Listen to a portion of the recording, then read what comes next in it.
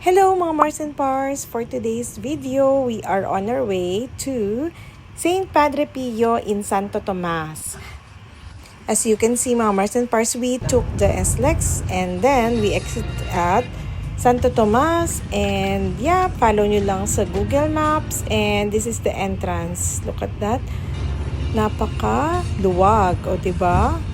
And hindi na rin pala kami pumasok sa loob, and dito na lang kami sa labas nagpark para makapaglakad-lakad din. May nagpark kasi ayaw na namin makapagsiksikan doon.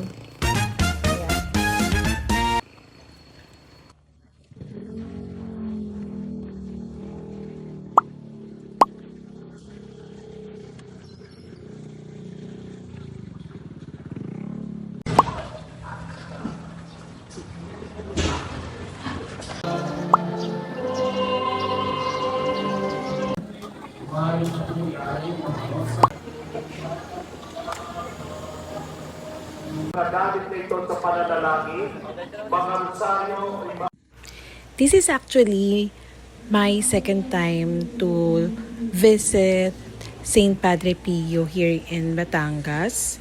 After 2017, ayan, ang dami na pala talaga nagbago. At nakakatuwa kasi ang laki talaga ng improvement. Ang gustong-gusto ko talaga dito ay yung garden style niya.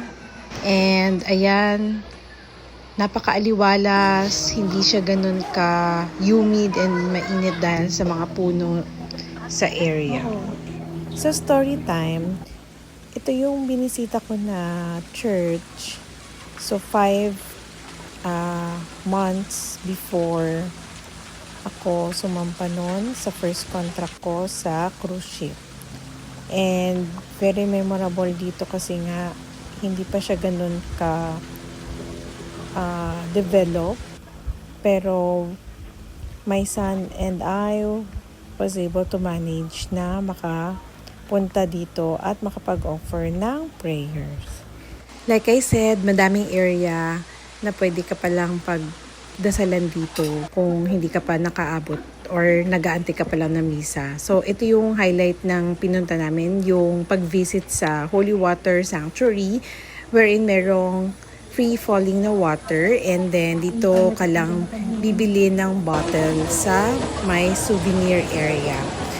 And madami rin silang items like oil parang sa Regina Rica, and madami rin mga rosary and yung eucalyptus, lavender na ointment na very affordable naman. Padre Pio Adventure. Yan. Pupunta kayo dito na lang kayo mag-park sa labas para may walking pa kayo. So right after Padre Pio, we decided to eat at Pivena here at Santo Tomas, Batangas. Mga 5 minutes away lang siya from the church, and hindi talaga ito yung original plan namin. Dapat sa Pinky's Lomi House kami kakain. However, puno yung parking area since sikat to and madaming dumadayo din after church visit. So, ito nga, papunta na kami ngayon sa cafe, and first time din talaga namin dito. Nakita ko lang to sa social media na dinadayo din. Nag-iisa siyang cafe dito sa area na to, and ang lawak ng parking.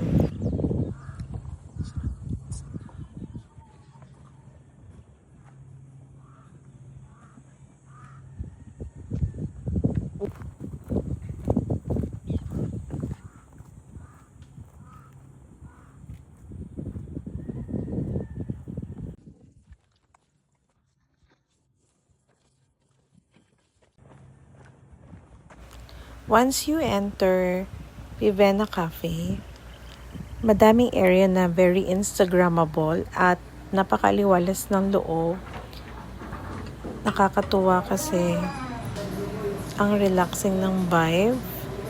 And by the way, kailangan yung mag-order by the counter, and then isa-serve na lang yung food.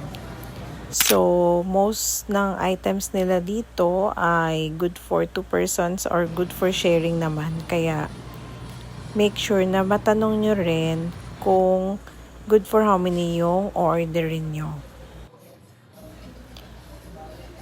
That time na napunta kami, wala silang wifi. And then, after that, we headed to Tagaytay via Talisay road. Ayan. So, medyo pataas siya. Hindi pala medyo. Mataas talaga at matarik. So, ayan yung view deck. Ito yung exactly na finalo namin. Tagaytay, Calamba Road. And then, na-reach na namin ang Tagaytay. Ayan. And pupuntahan lang naman namin dito ang pinipilahan na Hiraya Starbucks branch. First time ko na makapunta dito and nagulat ako na pinipilahan talaga siya. And yan, may sistema naman sila dito. Ayan. First, pipila ka and then yan ang view na bubungad sa'yo. I think may 2 hours din ang pinag-antay namin, including na rin doon yung pag-take ng order nila plus yung pag-receive ng order. Once na ma-accommodate na kayo sa pila, sa loob, pwede na kayong pumili ng upuan nyo. So, outside seating yung napili namin para naman masulit na namin ang view. And this time is around 3 o'clock na something, so hindi na siya ganun kainit. Ayan, napakaganda ng view. Ito nga pala yung mga orders namin. And I hope you enjoy this video. Yun lang.